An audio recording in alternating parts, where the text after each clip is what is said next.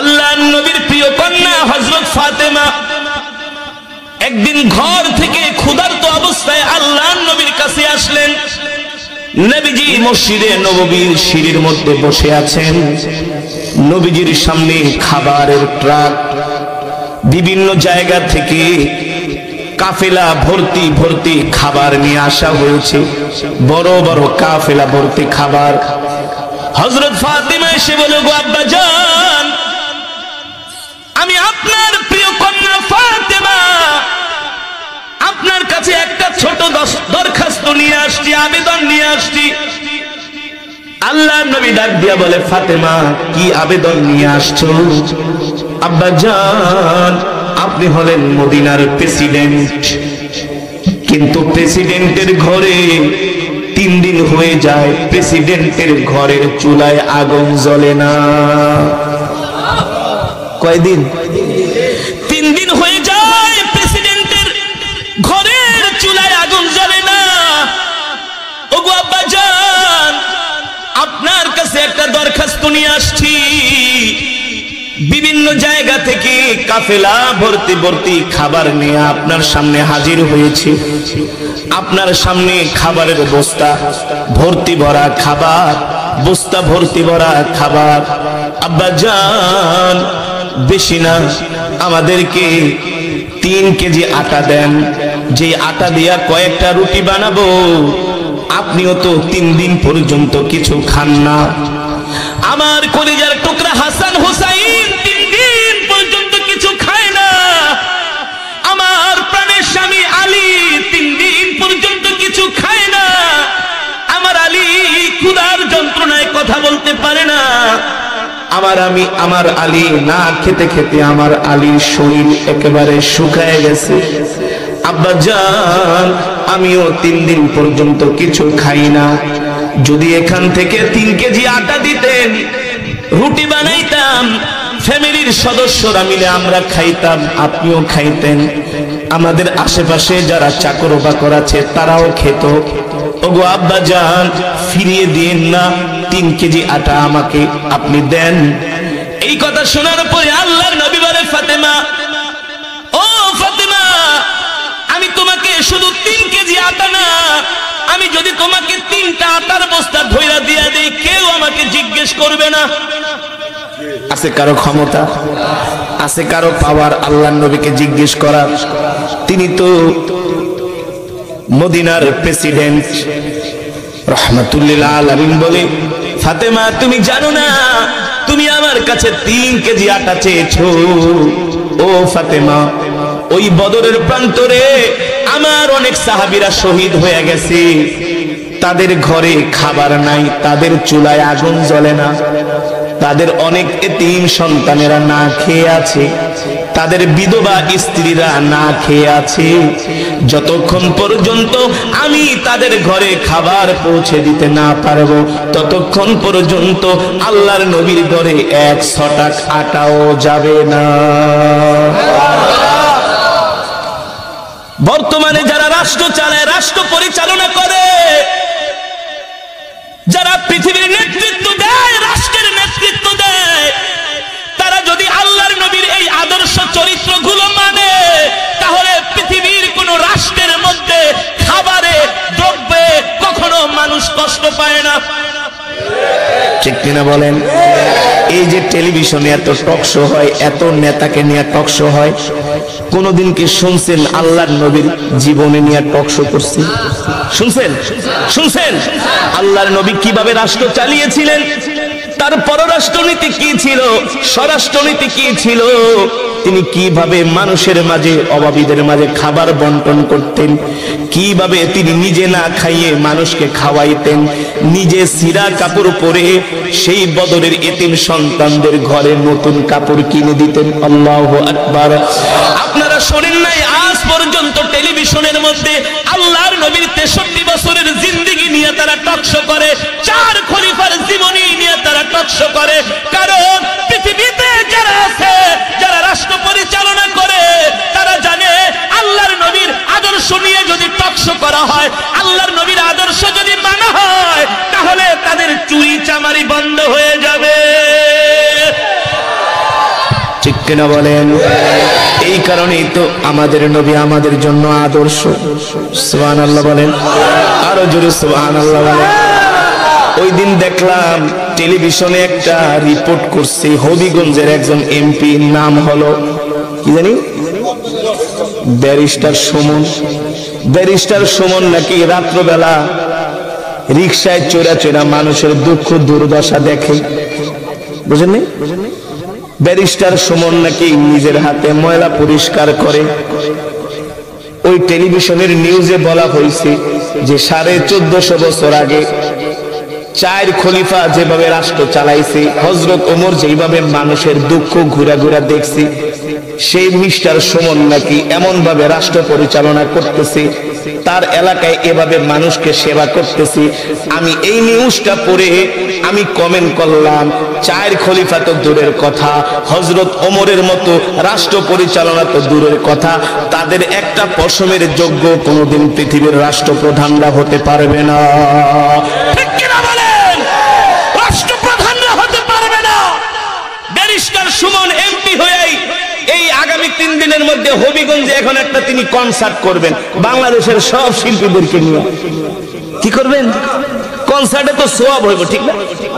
না, ওই যে তারা গান করবে, ঢোল তবলা বাজাবে, খুব সওয়াব হবে। তিনি 5 লক্ষ টাকার ফুটবল কিনে দিয়েছে শিশুদেরকে খেলা করার জন্য, ফুটবল খেলার জন্য। খুব সওয়াবের কাজ নাকি? খুব সওয়াবের কাজ। যদি তারা সত্যিকার অর্থে আল্লাহ রাসূলের আদর্শ অনুসরণ অনুকরণ করত, সাইয়েদনা আবু বকর, সাইয়েদনা ওমর, সাইয়েদনা উসমান ইবনে আফফান, সাইয়েদনা আলী কাররামাল্লাহু ওয়াজহা, তাদের যদি অনুসরণ অনুকরণ করত, তাহলে তারা সর্বপ্রথম বিজয়ী হয়ে ঘোষণা করত, আমার এলাকার সব যুবকদেরকে বাধ্যতামূলক নামাজ পড়তে হবে। আসলটার খবর নাই, নকলটা লয়ে টানাটানি।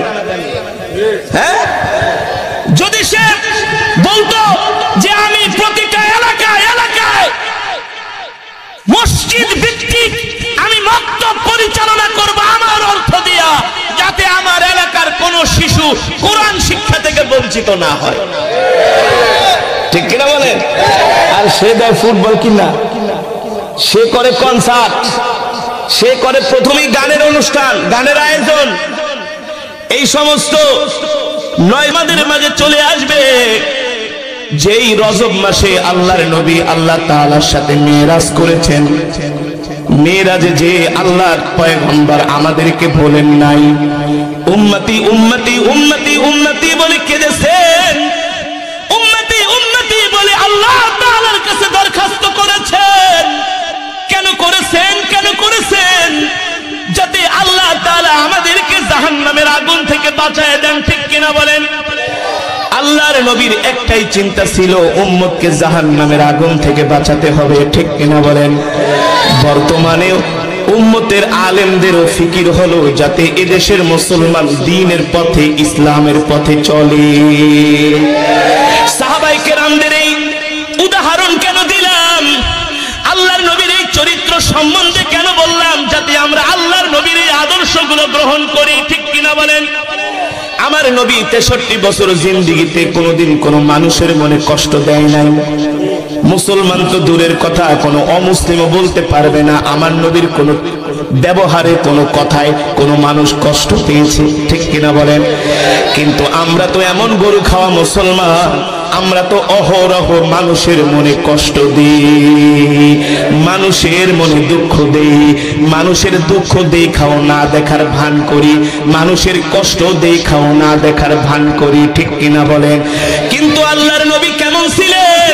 তিনি নিজে না খায়া মানুষকে খাওয়াইতেন, তিনি নিজে কষ্ট করতেন, অন্যের উপকার করতেন, তিনি নিজের বৃদ্ধ মহিলার বোঝা নিজের মাথায় বহন করতেন, ঠিক কিনা বলেন?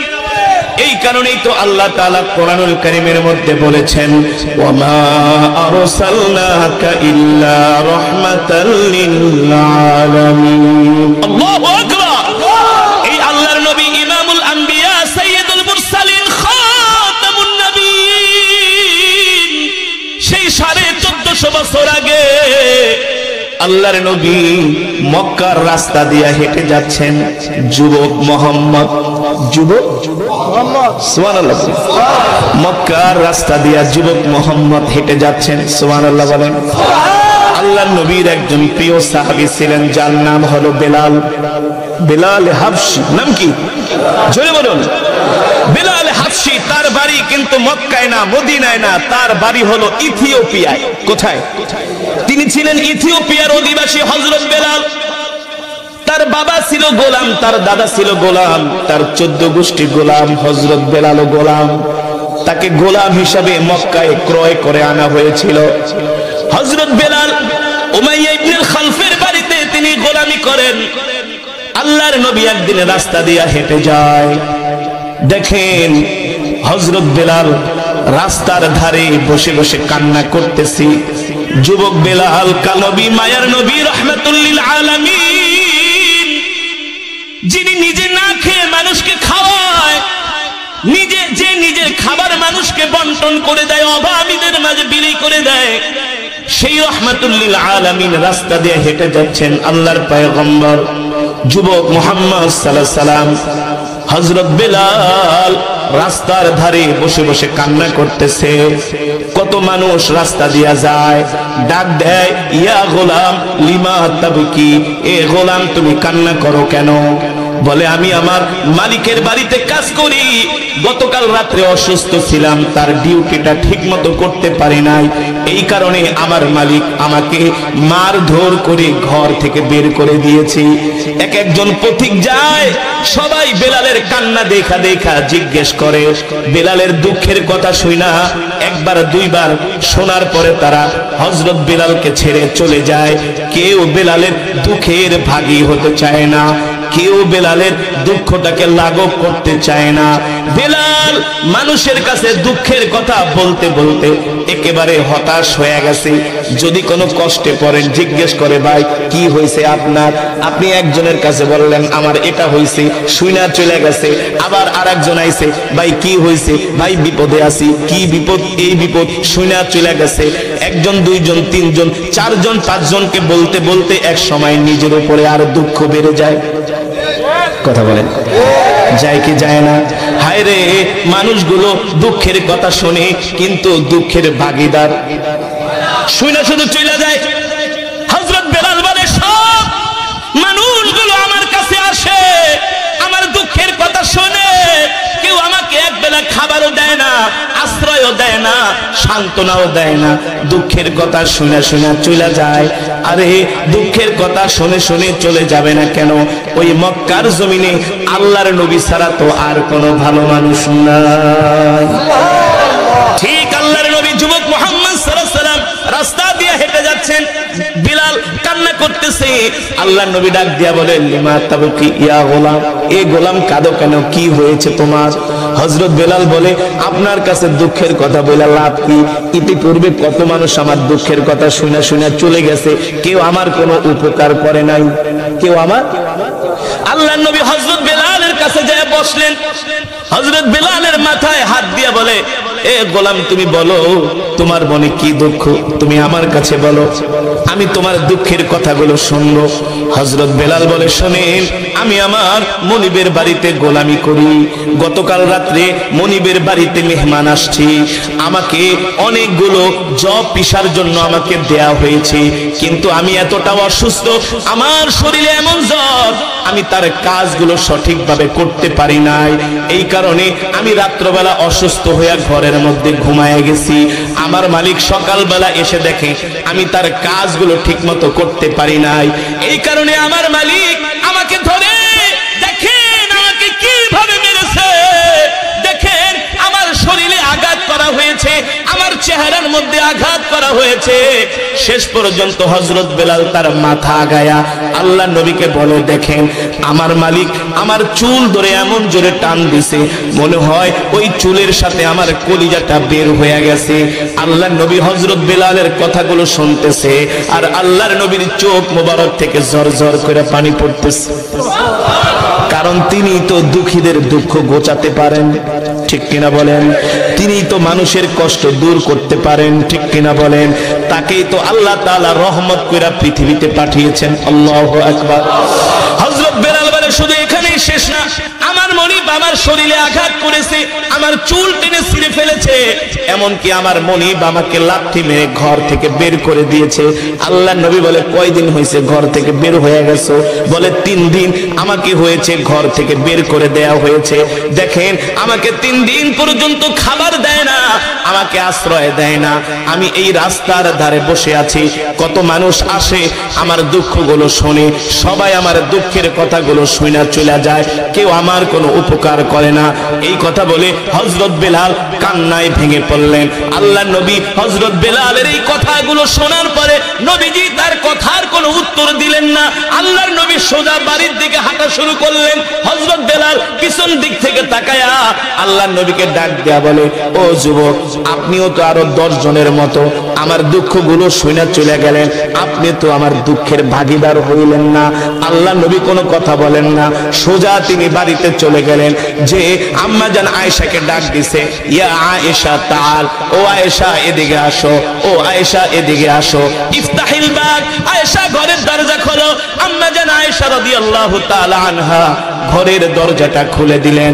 আল্লাহর নবী ডাক দিয়া বললেন, আয়েশা ঘরের মধ্যে কোনো খাবার আছে কিনা? আয়েশা ঘরের মধ্যে কোনো খাবার আছে কিনা? আম্মা জান আয়েশা রাদিয়াল্লাহু তাআলা আনহা বলেন, ওগো আল্লাহর নবী প্রাণের স্বামী, মনে হয় আপনি অনেক ক্লান্ত, পরিশ্রান্ত, ক্ষুধার্ত। আল্লাহর নবীর চেহারার দিকে তাকায়া আম্মা জান আয়েশা দুঃখ কষ্ট ভারাক্রান্ত হৃদয়ে বলতেছেন, ওগো প্রাণের স্বামী, ঘরে তেমন কোনো খাবার নাই। পাশের বাড়ির একজন আমাদেরকে 1 গ্লাস দুধ আর কয়েকটা খুরমা আমাদেরকে হাদিয়া দিয়ে গেছে, সেখান থেকে আমি 2টা খুরমা খেয়েছি আর একটু দুধ খেয়ে বাকিটা আপনার জন্য রেখে দিয়েছি। আল্লাহর নবী বলে, আয়েশা তাড়াতাড়ি করে আমার হাতে দুধের পেয়ালাটা দাও আর খুরমাগুলো দাও। আল্লাহর নবী নিজের হাতে দুধের পেয়ালা আর খুরমাগুলো নিয়ে সোজা একেবারে ওই গোলাম হযরতে বেলালের দিকে হাঁটা শুরু করলেন। আল্লাহু আকবার। আম্মা জান আয়েশা বলে, গো আল্লাহর নবী, ভেবেছিলাম আপনি খাবেন, আপনিও তো ক্ষুধার্ত, আপনি না খেয়ে কোথায় যাচ্ছেন? আল্লাহর নবী বলে, আয়েশা 3 দিন ধরে একজন গোলাম রাস্তার ধারে পড়ে আছে, তার মনিব তাকে মেরে ঘর থেকে বের করে দিয়েছে, 3 দিন পর্যন্ত কোনো খাবার দেয় না। ও আয়েশা, আমি না খেয়ে আগে ওই গোলামটার মুখে খাবার তুলে দিব।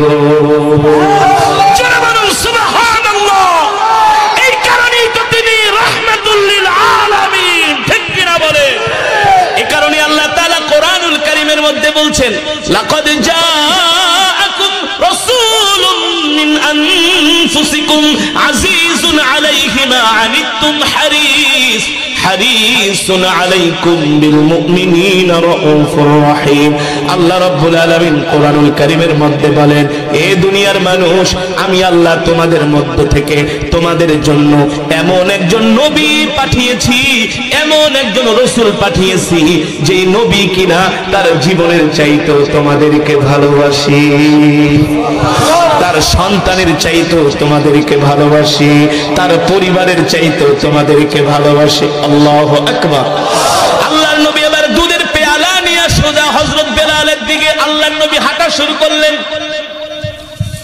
বেলাল মনে মনে মনে কয়, আহ, কত মানুষ দুঃখের কথা শুনে চলে গেল, কেউ তো আমার মুখে একবেলা খাবার তুলে দিল না। লাস্টে যে যুবকটা আসলো তাকে দেখে আমার খুব ভালো লাগছে, সেও আমার দুঃখ শুনে চলে গেল, আমার কোনো খোঁজ খবর নিল না, আমার কোনো উপকার করলো না। হযরত বেলাল মনে মনে আফসোস করতেছে আর কষ্ট পাইতেছে, মনে মনে ভাবতেছে, ভাবা মাত্রই আল্লাহর নবী তার সামনে যে হাজির হয়ে গেছে। আল্লাহর নবী হাজির হয়ে গেছে। এবার বেলালের হাতে দুধের পেয়ালা দিয়ে বলে, এই বেলাল, পান করো, দুধ খাও। হযরত বেলাল আল্লাহর নবীর চেহারা মোবারকের দিকে তাকায় আছে, কিরে, ইনি তো আসলে সত্যিকার অর্থে ভালো মানুষ, ঠিক কিনা বলেন? কিন্তু হযরত বেলাল নবীর পরিচয় জানে না, হযরত বেলাল নবীর পরিচয় জানে না। আল্লাহর নবী নিজের হাত দিয়া হযরত বেলালকে দুধ পান করায় দিলেন। আল্লাহু আকবার। নিজের হাত দিয়া আল্লাহর নবী হযরত বেলালকে খুরমা খাইয়ে দিলেন। এবার খুরমা খাওয়ায় আল্লাহর নবী বলে, চলো তোমার মনিবের বাড়িতে আমাকে নিয়ে যাও। কেন আপনি আমার মনিবের বাড়িতে যাবেন? বলে, তোমার মনিব তোমাকে যেই জন্য মেরেছে আমি তোমার সেই কাজগুলো করে দিব, যাতে তোমার মনিব তোমার উপরে আর গোসা না হয়, রাগান্বিত না হয়, তোমার উপর অত্যাচার না করে। আরে জোরে বলেন সুবহানাল্লাহ। হযরত বেলালের হাত ধরে আল্লাহর নবী হযরত বেলালের মনিবের বাড়িতে চলে গেলেন। যখন আল্লাহর নবী হযরত বেলালকে নিয়ে ওই বেলাল যে ভাঙ্গা কুঠুরির মধ্যে থাকে ওই কুঠুরিতে ঢুকলেন। ঢোকার পরে আল্লাহর নবী বললেন, বলো কি কারণে তোমার মনিব তোমাকে মেরেছে? ওগো যুবক, দেখেন এই যে বলের মধ্যে যে জবগুলো আছে এগুলো আমি অর্ধেক পিষেছি, অর্ধেক পিষতে পারি নাই। আমার শরীরে প্রচন্ড জ্বর, এই কারণে আমার মনিব আমাকে মেরেছে। আল্লাহর নবী হযরত বেলালের গায়ে হাত দিয়া দেখে তার শরীর এখনো গরম। তার শরীর মানে তার শরীরে এখনো জ্বর আছে। আল্লাহর নবীর গায়ের মধ্যে একটা চাদর ছিল। সুবহানাল্লাহ। কি ছিল? আল্লাহর নবীর শরীর মোবারকের মধ্যে একটা চাদর ছিল। আল্লাহর নবী বলে, যুবক তুমি শুয়ে পড়ো। বলে, আমি কেন শুইব? বলে, তুমি আরাম করো। হযরত বেলাল বলে, না আমি শুইব না, আমিও আপনার সাথে কাজ করব। আল্লাহর নবী বলে, না তুমি অসুস্থ, তুমি আরাম করো, আমি তোমার কাজগুলো করে দিব। হযরত বেলাল মনে মনে বলে, মনে মনে ভাবি, এত ভালো মানুষ আজ পর্যন্ত আমি কোনোদিন মক্কায় পাই না। পাবে কিভাবে? তিনি তো রহমাতুল লিল। সুবহানাল্লাহ বলেন। এবার আল্লাহর নবী হযরত বেলালকে শোয়া দিলেন। নবীজির গায়ের চাদর মোবারক হযরত বেলালকে গায়ে দাবায় দিলেন। হযরত বেলাল বলে, জীবনে আমার বাবাও কোনদিন আমাকে এত আদর করে শোয়ায় নাই। আল্লাহর নবীর নিজের চাদর মোবারক হযরত বেলালের গায়ে শোয়ায় দিলেন, জড়ায় দিলেন, আর বললেন, এ তুমি যুবক তুমি ঘুমাও, আমি তোমার কাজগুলো করে দেই। হযরত বেলাল বলে, আমি ঘুমিয়ে পড়লাম। আর ওই যুবক তার নিজের হাত দিয়া জবগুলো পিষতেছেন, জবগুলো পিষতেছেন। জব পিষতে পিষতে সুবহে সাদেক হয়ে গেল। হযরত বেলাল বলে, আমার ঘুম ভেঙে গেল। অনেকক্ষণ ঘুমানোর পরে আমার ঘুম ভেঙে গেল। ওই যে যুবকের চাদর আমার শরীরে জড়ায় দিয়েছে, দেখি চাদর এক জায়গা দিয়ে একটু ফুটো, এক জায়গা দিয়ে একটু চাদর ফুটো করা, তাকাইলে বাহিরের সব দেখা যায়। হযরত বেলাল বলে, আমি চাদর আমার চোখের উপরে দেওয়া, মাথার উপরে দেওয়া, এক জায়গা দিয়ে একটু ফাঁকা দিয়ে আমি দেখলাম ওই যুবক এমন ভাবে তিনি জব পিষতেছেন, তার শরীর থেকে টপ টপ করে ঘাম ঝরতেছে। আমার কাছে মনে হলো এক একটা ঘামের ফোঁটা হীরা মণি মুক্তার চাইতে আরো আমার কাছে দামি মনে হলো। আল্লাহু আকবার। এক একটা ঘামের ফোঁটা আমার কাছে মুক্তার মতো মনে হলো। আল্লাহু আকবার। আর দেখতেছি তার প্রতিটা ঘামের ফোঁটা থেকে মনে হয় জান্নাতের খুশবু ছড়াচ্ছে, জান্নাতের ঘেরান ছড়াইতেছে। আল্লাহু আকবার। হযরত বেলাল বলেন, যুবক যখন পাটা পিষতেছে, জব পিষতেছে, আল্লাহর নবীর ছিলেন বাবরি চুল। কি ছিলেন? হযরত বেলাল বলে, চুল গুলো এত সুন্দর করে দুলতেছে। আল্লাহু আকবার। আর যুবকের চেহারার দিকে আমি যতই তাকাই ততই তাকায় থাকতে মন চায়।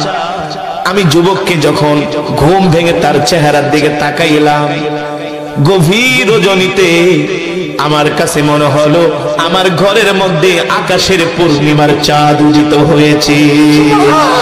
জোরে বলেন আল্লাহু আকবার। আল্লাহর নবী জব পিষতে পিষতে তার হাত ফসকা পড়ে গিয়েছে, ঘা হয়ে গেছে, এমন ভাবে পিষতেছে। হযরত বেলাল বলে, আমি দেখতেছি তার হাত লাল হয়ে গেছে, তার শরীর থেকে ঘাম ঝরতেছে। একবারও তিনি আমাকে ডাক দেয় না, আর বলে না, এ বেটা তোর কাজ আমি করতেছি, তুই আমাকে একটু হেল্প কর। এখন তো 3 ঘন্টা ঘুমাইছস, এবার একটু ওইটা আমাকে হেল্প কর, আমি তো তোর কাজ করতেছি। হযরত বেলাল বলে আমি দেখতেছি যুবক মোহাম্মদ এমন করে পাটা পিষতেছে, তার মনে কোনো দুঃখ নাই, কষ্ট নাই, তার চেহারার দিকে তাকাইলে মনে হয় তিনি আনন্দের সাথে আমার কাজগুলো করে দিচ্ছেন। আল্লাহু আকবার। হযরত বেলাল বলে আমি তার চেহারার দিকে তাকাই আর সইতে পারলাম না, আমি শোয়া ছিলাম, শোয়া থেকে আমি একেবারে বসে গেলাম। বসে যাওয়ার পরে আমি আল্লাহর নবীর হাত মোবারক দুইটা জড়ায় ধরলাম আর বললাম সত্যি করে বলেন কি আপনার পরিচয়, কোথায় আপনার বাড়ি, কোথায় আপনার ঘর? আপনার মতো এত ভালো মানুষ আমি আজ পর্যন্ত কোনোদিন মক্কায় দেখি নাই, আপনার পরিচয়টা আমাকে দেন। কত মানুষ আমার দুঃখ শুনে শুনে চলে গেছে, আপনার মতো কেউ আমাকে আদর করে বুকে টেনে নেয় নাই। আল্লাহু আকবার। জোরে বলেন আল্লাহু আকবার। আল্লাহর নবী বলে তুমি কি আমার পরিচয় জানতে চাও? হযরত বেলাল বলে অবশ্যই আমি আপনার পরিচয় জানতে চাই, কারণ আপনার চেহারার দিকে তাকাইলে আপনাকে আমার এত আপন মনে হয়, আমার বাবার চাইতো আপনাকে আপন মনে হয়, আমার মায়ের চাইতো আপনাকে আপন মনে হয়। আল্লাহু আকবার। আপনার দিকে তাকাইলে শুধু তাকাই থাকতে মন চায়। আল্লাহর নবী বলে যুবক তুমি যদি আমার পরিচয় জানতে চাও তাহলে আমি তোমাকে আমার পরিচয় বলতেছি, শোনো আমার নাম হলো মুহাম্মদ ইবনে আব্দুল্লাহ। আল্লাহু আকবার। হযরত বেলাল বলে আনতা মুহাম্মদ ইবনে আব্দুল্লাহ, আপনি কি মুহাম্মদ ইবনে আব্দুল্লাহ? বলে নাম আনা মুহাম্মদ ইবনে আব্দুল্লাহ। হযরত বেলাল বলে এই কথা শোনার পরে আমার শরীরের মধ্যে কম্পন শুরু হয়ে গেছে। আমি আল্লাহর নবীর হাত মোবারক ধইরা বলি ওগো পয়গম্বর আপনি আমার জন্য কেন এত কষ্ট করেন? আমি তো একটা সাধারণ গোলাম, শুধু সাধারণ গোলাম না, আমার বাবাও গোলাম, আমার দাদাও গোলাম, গোলামের ঘরে গোলাম। একটা গোলামের জন্য আপনি এত কষ্ট করতেছেন, কারণটা কি? আপনি কেন এত কষ্ট করেন? আমার জন্য কোন মানুষ তো আমার দুঃখের ভাগীদার হয় নাই। আল্লাহর নবী ডাক দিয়া বলে যুবক আমি তোমার জন্য কষ্ট করি না, আমি তোমাকে উপকার করতেছি। আল্লাহু আকবার। জোরে বলুন আল্লাহু আকবার। আমি হলাম নবী, আর নবীদের কাজই হলো মানুষের উপকার করা। হযরত বেলাল বলে আমি আল্লাহর নবীর হাত ধরে কান্না করে দিলাম। হযরত বেলাল বলে গো আল্লাহর নবী আমি আপনার কথা অনেক শুনেছি, কিন্তু আমার মনিব আমাকে আপনার কাছে যেতে দেয় নাই।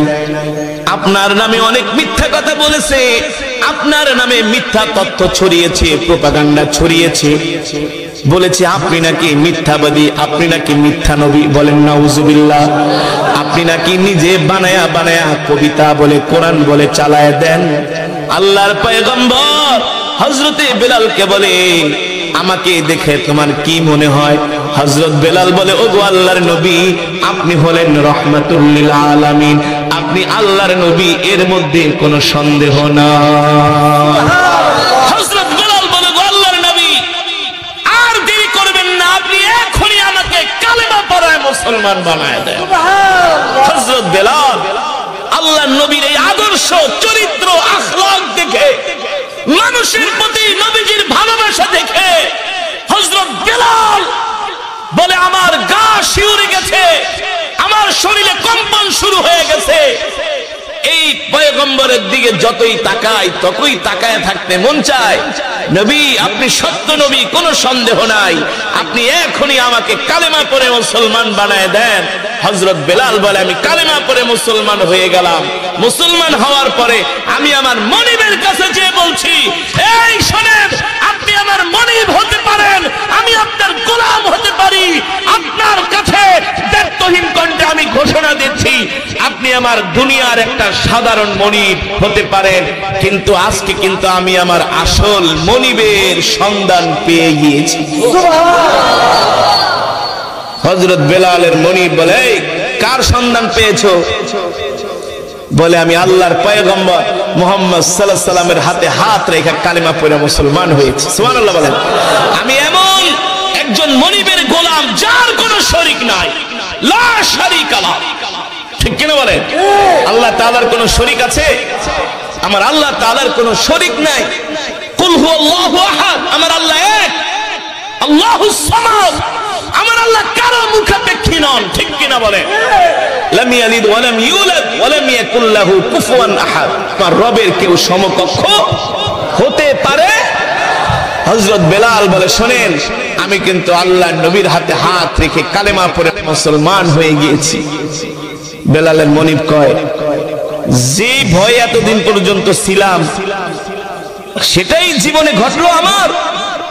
তুই কি মুহাম্মদের দেখা পেয়ে গেছস?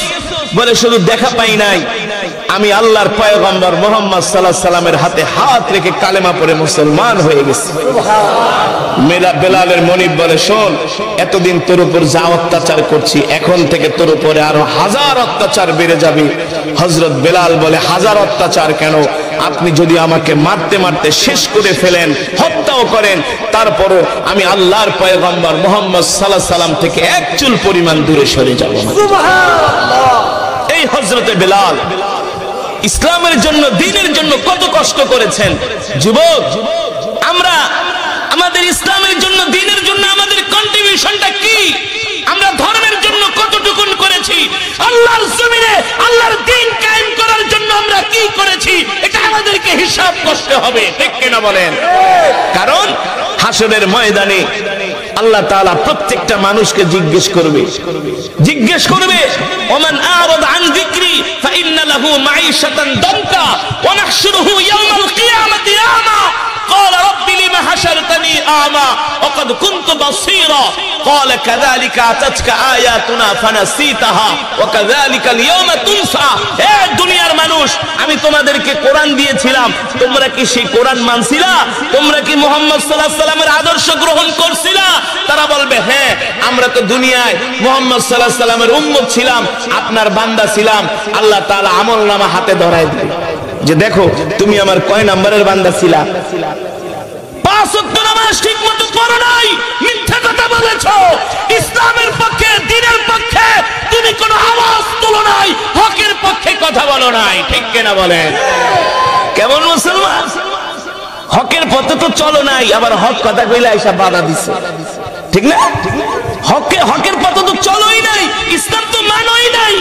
খাও দাও, ফুর্তি করো, দুনিয়াটা মস্ত বড়, এইভাবে জীবনটাকে চালাইছো, যেভাবে ইচ্ছা সেভাবেই করেছো। আর যারা হকের কথা বলছে, আবার তাদেরকেও বাধা দিছো, হজম করতে পারো নাই। আল্লাহ তাআলা বলবে, শোন, তোর আমলনামা তুই নিজেই পড়, ইকরা কিতাবাক কাফা বিনাফসিকাল ইয়াওমা আলাইকা হাসিবা। আল্লাহ তাআলা সেদিন আমলনামা পড়তে বলবে, দেখবে আমলনামার ভিতরে সব গুনাহ আর গুনাহ, নাফরমানি আর নাফরমানি। আল্লাহ তাআলা তখন প্রত্যেকটা মানুষকে অন্ধ বানায় দিবে, অন্ধ, নাফরমানদেরকে অন্ধ বানিয়ে দিবে। তারা বলবে, আল্লাহ আপনি আমাদের চোখের আলো কেন নিয়ে গেলেন?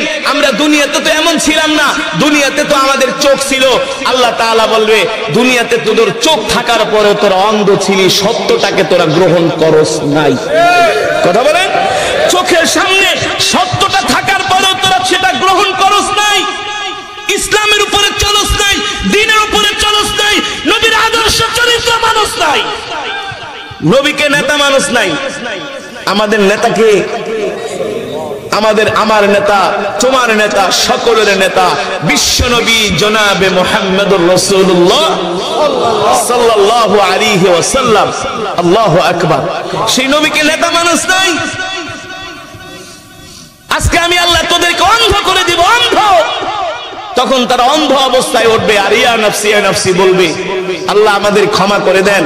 আল্লাহ তাআলা বলবে, দুনিয়াতে তোরা আমাকে ভুলে গেছিস, আজকে আমিও তোদেরকে ভুলে গেছি। কথা স্ট্রেট কাট। দুনিয়াতে তোরা আমাকে ভুলে গেছিস, আমিও আল্লাহ তোদেরকে হাসরের ময়দানে ভুলে গেছি। এখন আর ক্ষমা করার কোনো সুযোগ, অনেক ছাড় দিয়েছি আমি আল্লাহ। 63 বছর, 70 বছর, 80 বছর, 100 বছর জিন্দেগি দিয়েছি, কিন্তু আমার হুকুম, আমার বিধান মানুষ নাই। এই কারণে আমি আল্লাহ আজকে তোদেরকে আর ছাড় দিব না, আজকে তোদেরকে জাহান্নামের আগুনে জ্বালাবো। পৃথিবীর কোন শক্তি তোদেরকে বাঁচাতে পারবে না। এই কারণে মুসলমান, এত এতক্ষণ যে বিশ্ব নবীর জীবনী নিয়ে আলোচনা করলাম, শুধু নবীজির আলোচনা শুনলেই হবে না, সেই নবীজির আদর্শ আমাদেরকে গ্রহণ করতে হবে। সেই নবীজি আমাদেরকে কিভাবে দুনিয়াতে আমাদের জীবনকে সাজাতে বলেছেন, সেভাবে আমাদের জীবনটাকে সাজাতে হবে। নবীজির রঙে আমাদেরকে রঙিন হতে হবে, ঠিক কিনা বলেন? নবীজির সুন্নাত গুলো মানতে হবে। মান আহাব্বা সুন্নতি ফাকাদ আহাব্বানি ওয়া মান আহাব্বানি কানা মাই ফিল জান্নাহ। আল্লাহর নবী বলেন, যে আমার সুন্নাত গুলো জিন্দা করবে, সুন্নাত গুলো মানবে, আমি নবী তাকে সাথে করে আল্লাহর জান্নাতে প্রবেশ করব। সুবহানাল্লাহ। এখন বলেন, নবীজির সুন্নাত কি আমাদের মাঝে আছে? আমাদের মধ্যে আছে? কথা কই না আছে? আছে? কই আছে? 100-র মধ্যে 90% মানুষ প্যান্ট পরে টাকনুর নিচে, ঠিক কিনা বলেন? পুরুষ প্যান্ট পরবে টাকনুর উপরে আর মহিলারা পরবে নিচে। এখন হয়ে গেছে উল্টা। এখন হয়ে গেছে কি, পুরুষ পরে টাকনুর উপর, টাকনুর নিচে, আর মহিলারা পরে টাকনুর উপরে, ঠিক কিনা বলেন? হ্যাঁ, আমাদের মাঝে এমন চরিত্র আছে নবীজির আদর্শ। এখন আমরা বৈশা প্রস্রাব করতে পারি না, খাড়ায় খাড়ায় কুকুরের মতো পেশাব করে। কথা বল। এমন প্যান্ট পরে বসতে পারে না, দাঁড়ায় প্রস্রাব করে। বসো না কেন? হুজুর বসতে পারি না। কেন? এমন প্যান্ট পরছি আর বসতে পারি না। নিজেও দাঁড়ায় মতে, সন্তানদেরকে দাঁড়ায় প্রস্রাব করা শিখায়। এই হলো আমাদের চরিত্র, এই হলো আমাদের আদর্শ। সমাজের কয় পার্সেন্ট মানুষ নামাজ পড়ে বলেন? কত পার্সেন্ট? কত পার্সেন্ট মানুষ নামাজ পড়ে? আপনারাই বলেন, আপনাদের এলাকায় জুমার মসজিদে কয় কাতার মুসল্লি হয়? কয় কাতার? কথা কয় না? দোতলা বইরা যায়, মাঠও বইরা যায় নাকি, ছাদও বইরা যায় নাকি? ফজরের নামাজে কয় কাতার হয়? 5 জন। কপাল ভালো হইলে আবার মাঝে মাঝে ইমাম মুয়াজ্জিন খাদেমার 70 বছরের 2 জন। হ্যাঁ, চরিত্র তো ভালোই মানেন, খুব মানেন। ও আনফুসাকুম ওয়া আহলিকুম নার, একাই জাহান্নামের আগুন থেকে বাঁচলে হবে না, সকলকে বাঁচাতে হবে, ঠিক কিনা বলেন? পরিবার পরিজনকে বাঁচাতে হবে। আল্লাহ নবী সেই কথা বলেছেন যে আমার চরিত্র সমাজে 10% মানুষ মানবে না, 10% মুসলমান মানবে না, কারণ আমি আল্লাহ তো, আমি নবী তো সমগ্র বিশ্ববাসীর জন্য আদর্শ, ঠিক কিনা বলেন? আদর্শ। চিটাগাং যাচ্ছে মাহফিলে, হাইওয়ে হোটেলে কুমিল্লায় দেখি বাবা দাঁড়ায় দাঁড়ায় প্রস্রাব করে। বাবা সাথে তার 8 বছরের সন্তান দূরে দাঁড় করা রাখছে, আব্বু তুমি দাঁড়াও, আগে আমি করি তারপর তুমি করবা। তো বাবা দাঁড়ায় দাঁড়ায় পেশাব করে, 8 বছরের সন্তান একটু পর পর সন্তান তার বাবার দিকে এভাবে উকি দিয়া তাকায় যে দেখে তার বাবা কি করে, দেখে তার বাবা কি করে। বাবাকে, এই আব্বু তুমি এদিকে তাকাও না, তাকাও না, তুমি অন্যদিকে তাকাও। বাচ্চা মানুষ, তার কিউরিওসিটি হলো যে আসলে আব্বু কি করে, এটা তার দেখতে হবে। পরে আব্বু কি করলো, দাঁড়ায় তার কাম ঠাম সারলো, দাঁড়ায় কি করছে, এবার ওই সন্তানকে আনছে আয়না। এখন সন্তানরা এমন প্যান্ট পরেছে সেও বসতে পারে না। সন্তানকে চেন খুলে দেখে, আব্বু তুমি পেশাব করো। বাবাও দাঁড়ায় পেশাব করলো, সন্তানও দাঁড়ায় পেশাব করলো। বাস্তব নাকি অবাস্তব? জোরে বলেন।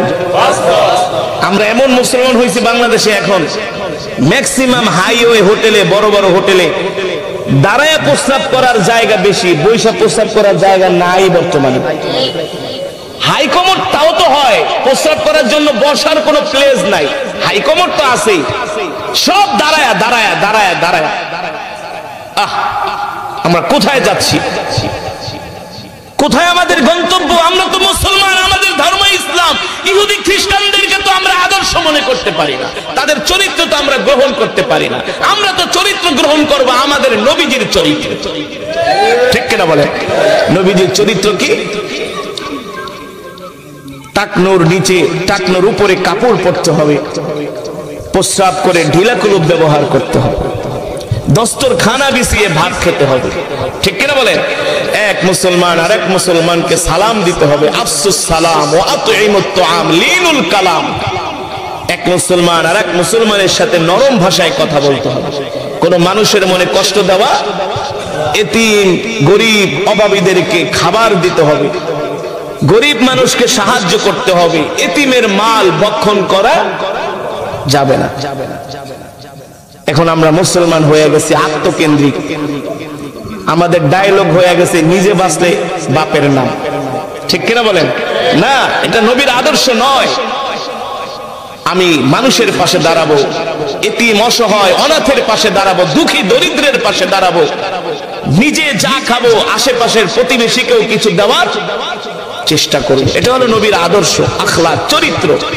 আমরা যদি এই চরিত্রের চরিত্রবান হতে না পারি, আমরা মানবরূপী মানুষ হতে পারি, আসলে আমাদের মধ্যে মনুষ্যত্ব আসবে না, ঠিক কিনা বলে? এ কারণে আল্লাহ নবীর এই আদর্শ চরিত্রগুলো গ্রহণ করতে হবে। হযরত বেলাল একটা মনিব, হযরত বেলাল একটা গোলাম, তার মনিব তাকে অত্যাচার করেছে। আল্লাহ নবী মায়া নজরে ভালোবাসা, এই কোরআনের মজমায় যতক্ষণ বসে থাকবেন আল্লাহ তাআলার অগণিত রহমতের ফেরেশতারা আমাদের জন্য মাগফিরাতের দোয়া করতে থাকবে। আর জোরে বলেন সুবহানাল্লাহ। চতুর্দিকে ফেরেশতারা বেষ্টন দিয়া দাঁড়ায় আছে, আল্লাহ, চতুর্দিকে ফেরেশতারা বেষ্টন দিয়া দাঁড়ায় আছে আর বলতেছে আল্লাহুম্মা গফির ওয়ারহাম। আল্লাহ গো, আপনার এই বান্দারা দুনিয়ার কোনো কিছু আশায় আসে নাই, কোনো কিছুর লোভে আসে নাই, দুনিয়ার কাউকে মানুষকে দেখানোর জন্য আসে নাই, ক্ষমতার লোভে আসে নাই, অর্থের লোভে আসে নাই, কাউকে দেখানোর জন্য আসে নাই। আল্লাহ আপনার কোরআনের মহব্বতে আসছে। কিসের মহব্বতে? আরো জোরে বলেন। এই যে আমি কোরআন পড়েছি, অনেক আল্লাহর বান্দারা দৌড়ায় দৌড়ায় আসছে, আসছে না? অনেক যুবকেরা দৌড়ায় আসছে, অনেক বৃদ্ধরা দৌড়ায় আসছে। আমি বলি যুবক, আল্লাহ রাসূলের হাদিস, শুধু কোরআনের মজমায় কোরআন শুনে দৌড়ায় আসেন নাই, জান্নাতের টিকিট নেওয়ার জন্য আসছেন। কারণ যে দুনিয়ার জমিনে আল্লাহর কোরআনকে মহব্বত করবে, আল্লাহ তাআলা তাকে জান্নাত দিয়ে দিবে, ঠিক কিনা বলেন? যে কোরআনকে ভালোবাসবে, কোরআনের তেলাওয়াত শুনে পাথরের মতো হৃদয়টা মোমের মতো গলে যাবে, চোখ দিয়া পানি চলে আসবে। আল্লাহ তাআলা বলে, ওই চোখ ওই কানকে আমি কখনো জাহান্নামের আগুনে দিব না। এই কোরআন আল্লাহ তাআলা নাজিল করেছেন কার উপরে? জোরে বলেন। মিয়া এত ওয়াজ হনেন, কখনো কইতে পারেন না কোরআন কার উপর নাজিল হয়েছে? আমি রংপুর যেয়ে জিজ্ঞেস করছি, এই আল্লাহ কোরআন নাজিল করছে কার উপরে? কয় আল্লাহর উপরে। আল্লাহ তাআলা কোরআন নাজিল করেছেন আপনার আমার প্রিয় নবী, প্যারা নবী, ইমামুল আম্বিয়া, সাইয়্যিদুল মুরসালিন, খাতামুন নবিয়্যিন, যার পরে আর কোন নবীর আগমন এই পৃথিবীতে হবে না। আমরা সেই শেষ নবীর উম্মত। আল্লাহু আকবার। যে নবীর হাতে থাকবে জান্নাতের চাবি, চাবি। সুবহানাল্লাহ বলবেন না?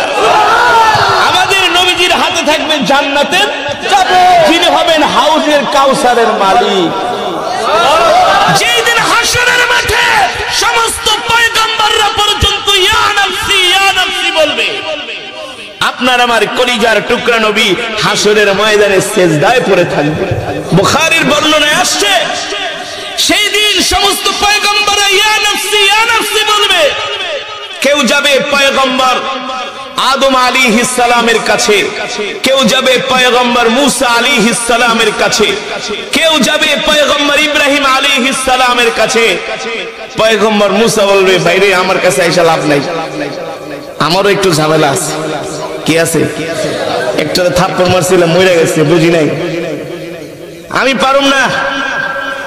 মুরসালিন, খাতামুন নবিয়্যিন, তার কাছে চলে যাও। একমাত্র তাকেই হাসরের ময়দানে আজকে সুপ্রিম পাওয়ার দেওয়া হয়েছে। সুপ্রিম, একেবারে বিশাল পাওয়ার দেওয়া হয়েছে আমার নবীকে। আল্লাহর নবী হাসরের ময়দানে সিজদায় পড়ে ইয়া উম্মতি বলে কাঁদতে থাকবেন। আল্লাহ তাআলা জিবরাইলকে বলবে, জিবরাইল যাও, আমার হাবিবকে যেয়ে বলো আমার হাবিব যাতে তার সিজদা উঠায়। আমি আমার হাবিবের কান্না সহ্য করতে পারি না। কারণ তিনি আমার হাবিব, তিনি আমার বন্ধু। এই হাবিব আবার ওই হাবিব না যে গাজার ব্যবসা করে, হ্যাঁ? এই হাবিব ওই হাবিব না যে ফেন্সিডিলের ব্যবসা করে, ঠিক কিনা বলেন? এই হাবিব হলেন আল্লাহর বন্ধু, ঠিক কিনা বলেন? আল্লাহ তাআলা বলেন, নবী সমস্ত পয়গম্বররা আমার সাথে দোস্তি করেছে আগ বাড়ায়া। ইব্রাহিম আমার সাথে দোস্তি করেছে আগ বাড়ায়া, আমি তার উপাধি দিয়েছি খলিলুল্লাহ। আমার সাথে আদম আগ বাড়ায় বুঝেন ভাই, আমি আপনার সাথে বন্ধুত্ব করতে চাই। ঠিক আছে, তোমার বন্ধু মাইনা নিলাম, যাও।